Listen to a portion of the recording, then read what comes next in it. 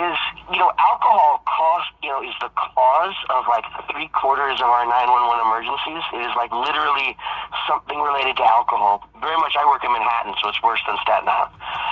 But we think that the state should go and put a tax on alcohol and liquor stores and establishments that funds EMS, because half of what we do is someone who's intoxicated, crashing a car, fighting while they're drunk. And, everybody hates taxes and everybody loves alcohol, but if we can't get the money out of any of the other important city interest budgets, and if we're very worried that the 911 response times are rising, we think the money's got to come from somewhere. So people are saying that this is a state issue to put some kind of like micro tax on this or that.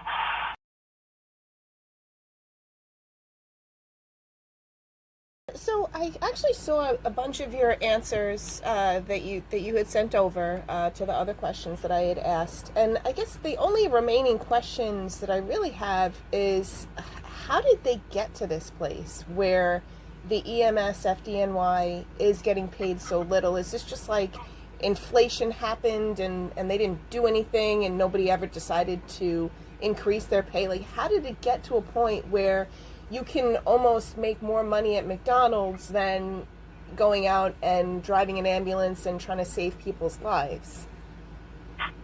Yes, so before 1996, almost all of our municipal ambulances, what is today the FDNY EMS, was run out of Health and Hospital, like all of our city hospitals. And that service began probably in the 60s or 70s.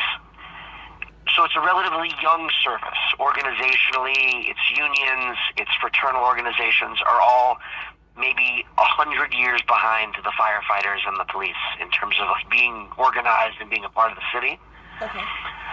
So that's the biggest part. But the other part of it is that, of course, like all of our FDNY firefighters are in the UFA and all of our police are in the PBA. There's no private sector police, no private sector firefighters. Something that really works against the FDNY EMS is when you call 911, based upon where you are in the city, you might get 2/3 of the ambulances are FDNY and 1/3 comes out of the hospitals. And so we are constantly pitted against each other as a workforce, because all of the hospital-based EMS, I'm an NYU paramedic, by the way. I used to be in FDNY for 4 years. The hospital EMTs and paramedics are making a little bit more, have comparable benefits, and it makes the bargaining position kind of hard, because there's also 15 private companies that when there are shortages, they put units into the system. Mm-hmm. So the short answer is that the history is relatively new compared to the other services. They've always been about 30-40% behind firemen and police in wages. And then in terms of us getting organized, it's very, very hard, because a politician or even the media doesn't always know who are you speaking to. Are you speaking to the union of the FDNY EMS, 2507? Michael Greco is the new president. Are you speaking with 1199? They represent 500,000 health workers, only 2,000 EMS. EMS is kind of a passing thought for them. And then, we have about 70 agencies, and we have about 10 unions, and the unions all don't like each other. So it's a disaster to organize it. Okay. So there's no one overarching union that represents all EMS workers, regardless of whether they're FDNY or whether they're hospital. There's no actual one union where you can go to and be like, this is the union that represents everybody who's EMS in New York City, and they can all kind of get behind the issues and just lobby the politicians themselves. It's more like you're kind of divided among a bunch of different unions. Very much so. The biggest union is Local 2507. That's the FDNY EMS union. That represents about 4,000 of us. And then the second biggest is 1199 SCIU, which represents about 2,000, all of the hospital EMS besides from New York Presbyterian, including Staten Island University and Rumsey. Okay. And one of the things that you had mentioned in your answers is that, it seems like in order for the politicians to start doing something, they're going to have to start seeing people dying because of the ambulances not coming on time. what do you see as like kind of a way to avoid having to go through that kind of difficult learning, I guess you would call it, like tough love kind of stuff, and to actually get them to understand that it is a real issue and that they really need to do something about it. And from what it seems like, it's not that hard. If the politicians just supported a couple of bills, things would get better. Or is that not correct? I think that the other part of this is that the Sydney EMS budget is 16% of 2.6 billion. It might change a little bit this next cycle, but 84% goes to firefighting. Mm-hmm. And we don't begrudge firefighters. We think that they're doing something great, heroic, absolutely. But the unspoken thing is that a Republican or a Democrat is not interested in defunding firefighters, because firefighters are an important part of our city's service history and an important part of its Republican base. And no Democrat is going to go against firefighters anyway. Mm-hmm. Mm-hmm. So where does this money come from? It's not about defunding or this or that. It's the budget for all Sydney municipal EMS is about $419 million a year. And they make revenue because they bill, and they bring back about $400 million in revenue. So they almost cover themselves, but that money doesn't go to the fire department; it goes to the city. For a politician to take this up, and certainly Frank Morano and Mr. Borelli before him, Justin Brannan, very much have tried to take this up. It's like it is kind of it's a bipartisan issue because everybody wants an ambulance for their family member. Mm-hmm, mm-hmm. The people saying that the system is going to collapse has gone on as long as I have been a paramedic, and I've been in EMS for 24 years. So is it worse? Is it better? I don't have that data in front of me to tell you to support it, but I do know that they're saying now that the call volume is higher than it's ever been. It got to nearly 7,000 calls a night ago. That was like COVID level. There's a lot of waiting time. And I don't know if it's as extreme as when the press says people can die, people are going to die, and then some people die, then they fix it. I think what really fixes it is the city finding the money somewhere to fund Sydney FDNY EMS properly, and then people stay in it, and then we can put out more ambulances. But I guess the elephant in the room, without of course knowing, your political, sympathies as a press person, but the Democrats don't seem to care about this also because more than 50% of EMS providers are Republicans. That's fairly well understood. Mm-hmm. So it doesn't become something that, like, say, the Progressive Caucus or the Democrats are like, hey, this is something we could really champion. And then the strong Republicans, Joan Ariola and Palladino, who are on the fire committee, are not anti-EMS, but they are very much pro-firefighter, and that's fair. That's the organized base. So to move the money around, to give ourselves a strong New York City ambulance service, even if it's a hybrid service like we have, hospitals at Sydney, there seems to be no political will behind this. So basic little bills get passed. Mr. Borelli, when he was a council member, brought a bill for bulletproof vests and de-escalation training.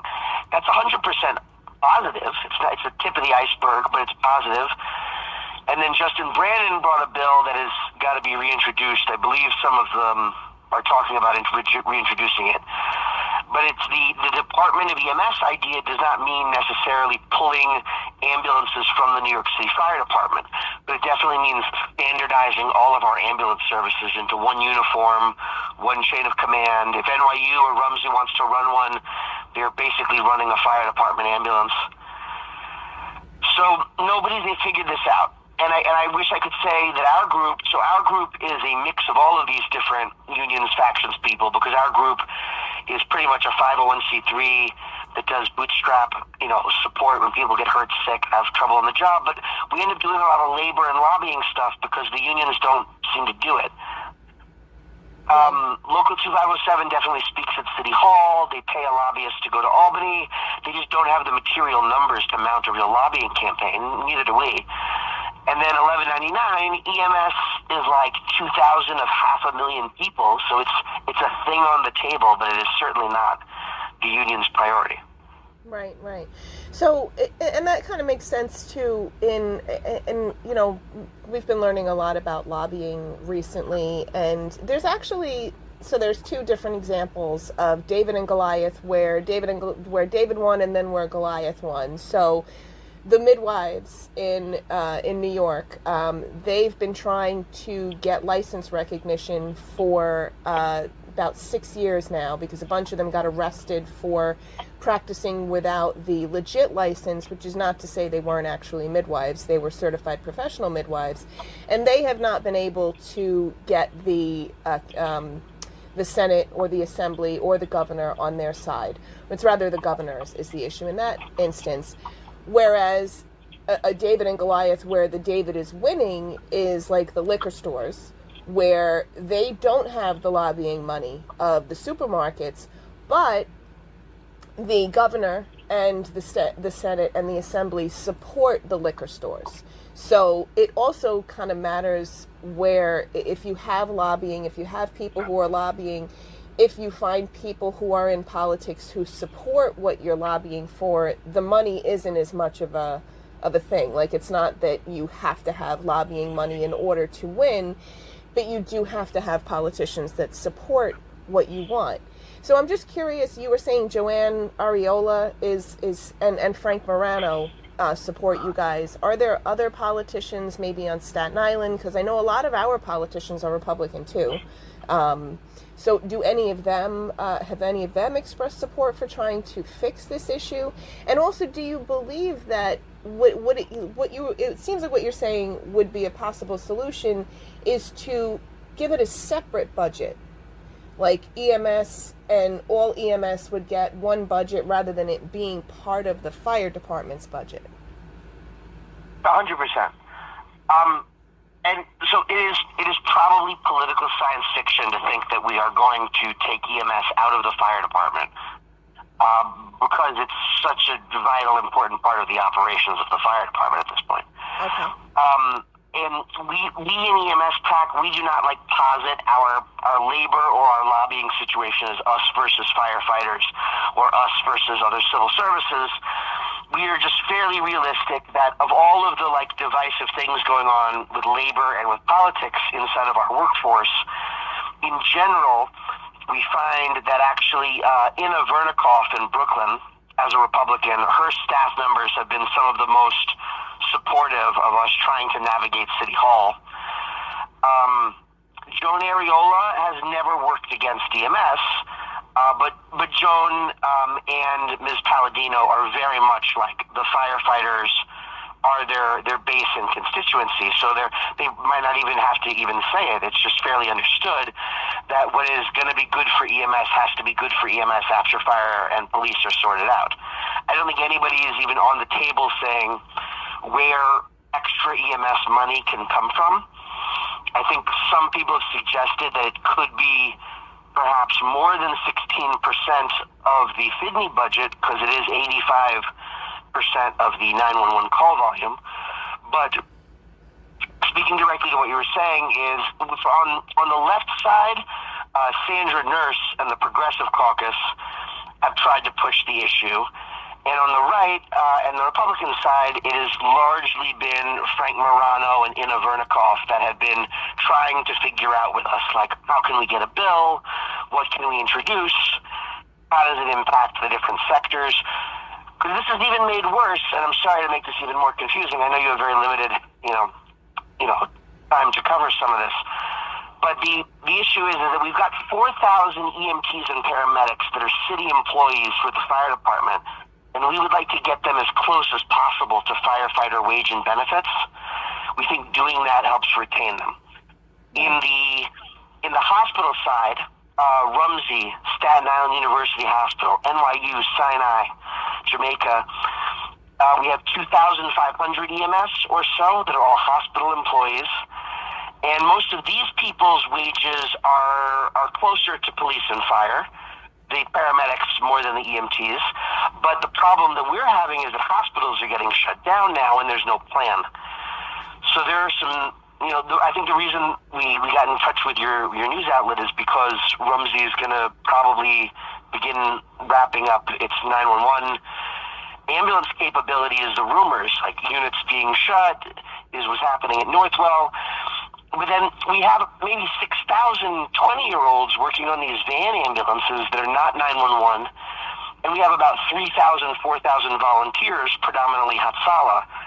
So with this many moving parts, we're hoping to get a Republican, probably Inna Vernikov or Frank Morano, and a Democrat, probably Sandra Nurse or Carmen De La Rosa, to say, look, we might hate each other politically, we might not like each other's ideas, we can all accept that a department of EMS needs to exist to coordinate the budgets and the resources and the staffing levels. And the trouble is, because I do find I have a much better understanding of some of this from the perspective not of who's against us, but of who has to take care of their core constituencies.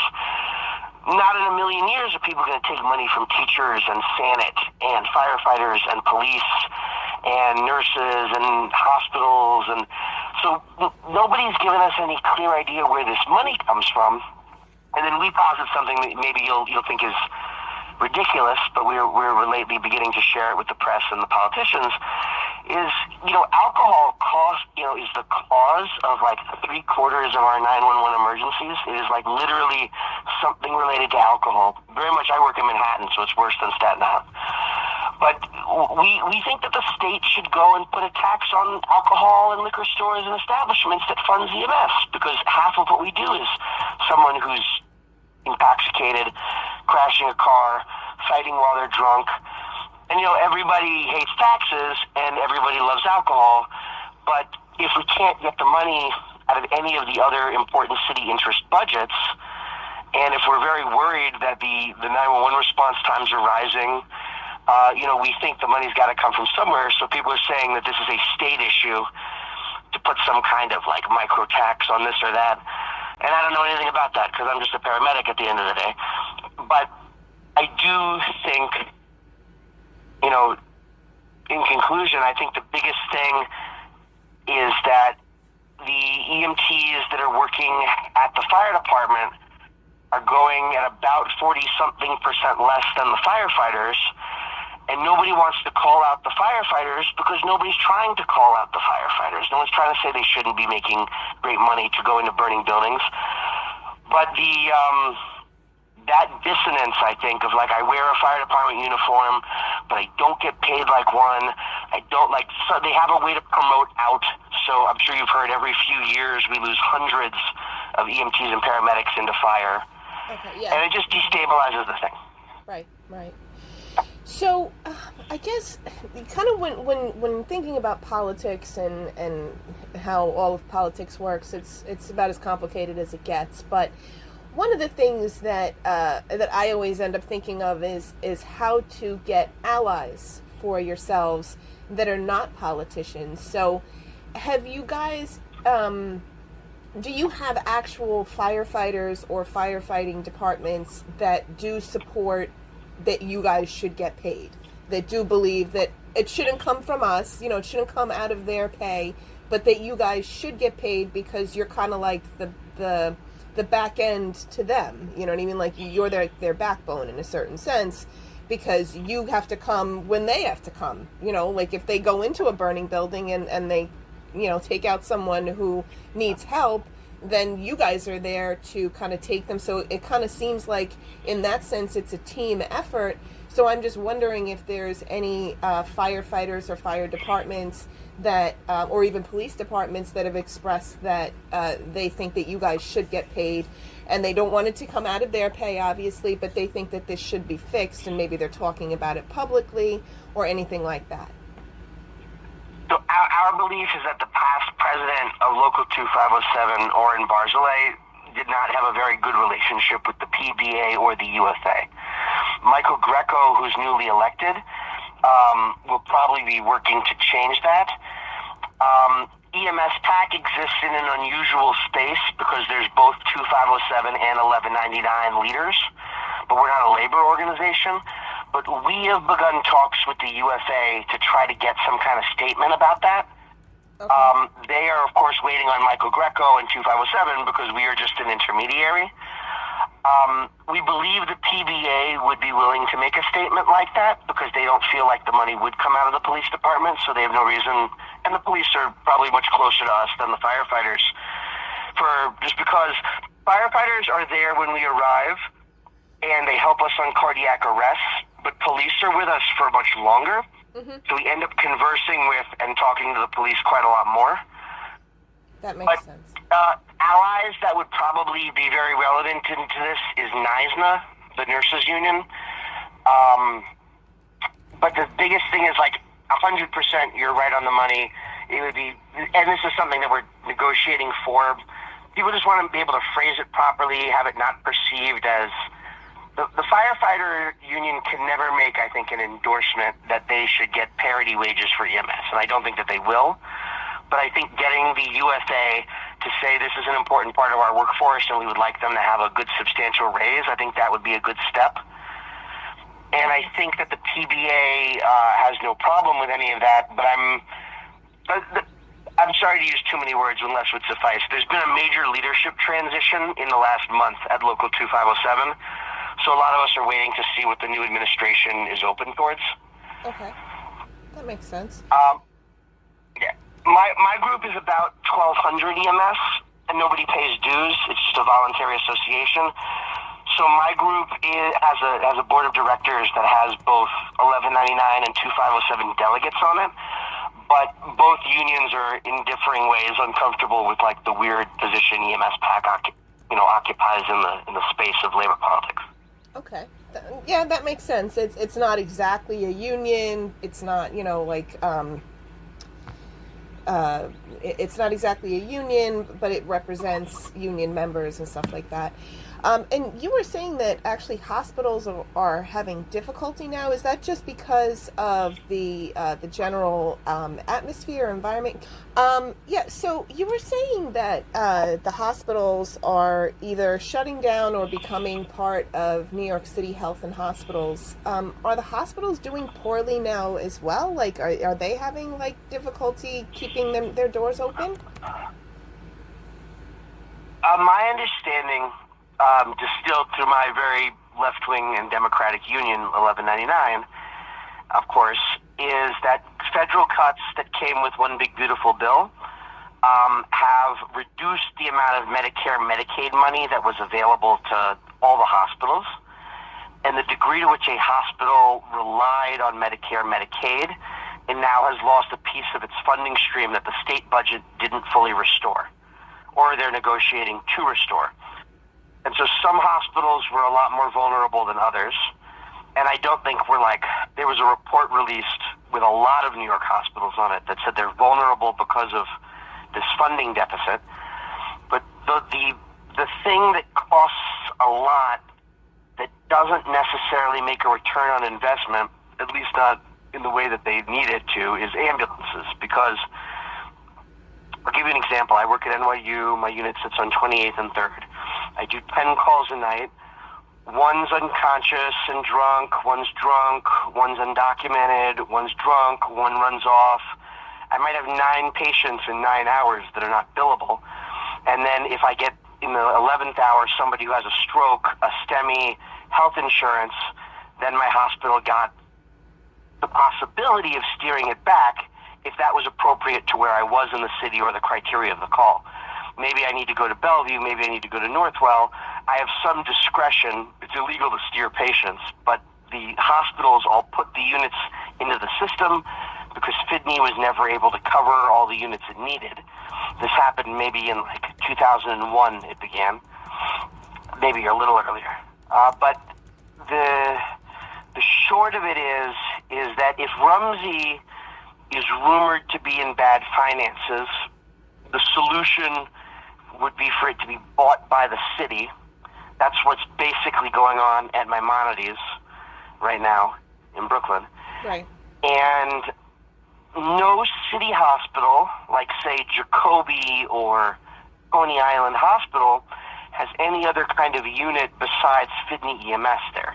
There's no such thing as a city hospital running its own, separate EMS services. So they're going to cut 2 Rumsey units in July, And we're getting rumors that that means that the hospital might not be in good shape and they might sell to the city. And it just leads to this problem of what do you cut in the hospital? And ambulance units is something that is very much on the table to always be cut at a private hospital. Right, right. Okay, that makes sense. So basically, because of the ethical standards of a hospital, where if a patient comes in and they need care and they can't afford it, they will still give them that care, but then they can't recover the cost, and that's actually causing them to basically be bleeding money, and that's kind of seems like it's causing them to have an economic issue for the individual hospitals. So that makes sense. Yeah, and in terms of your borough, is Staten Island University Hospital is believed to still be strong because Northwell bought maybe 15, 20 more hospitals. So Northwell is a very strong, robust, multi-layered hospital provider. But Northwell doesn't want to do 911, and it's made that pretty clear. They're not going to do something arbitrary, but they pulled 2 units over the last 2 years out of Staten Island 911. Every unit, so the best way I can explain this is Northwell comes in and says, we want to operate a unit in Staten Island in the 911 system. They're going to basically do like a 1-year or 2-year contract with the fire department, and the fire department will negotiate with them where they're going to be in the island. And then they are not intrinsically steering back to their hospital, but that's always why this was a thing. But they're existing in the same space as the fire department units. And as long as the fire department can't staff that truck, they'll keep it going. So the hospital jobs are never very safe, and the units are never very secure. But the fire department doesn't pay the wages to retain the staff. And that's the balance that goes back and forth for at least the last 20, 30 years. Okay, that makes sense. Okay, well, I think that was very helpful, and everything that we talked about. Okay. But you're welcome to say that, 911 paramedics still active, but Representative EMSPAC, whatever you'd like.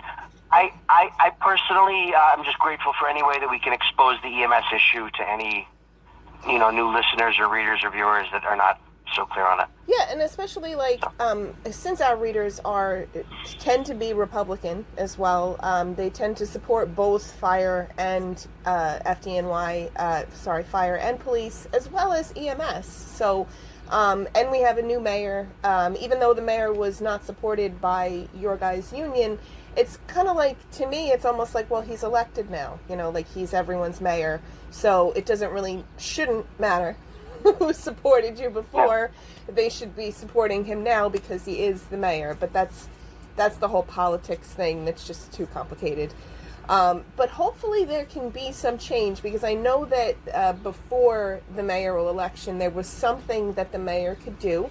So that would probably be still an option, that the mayor could still do that now. It's just a matter of kind of convincing them that it's important and why it's important. And hopefully you don't need to see more dead bodies in order to get that point across.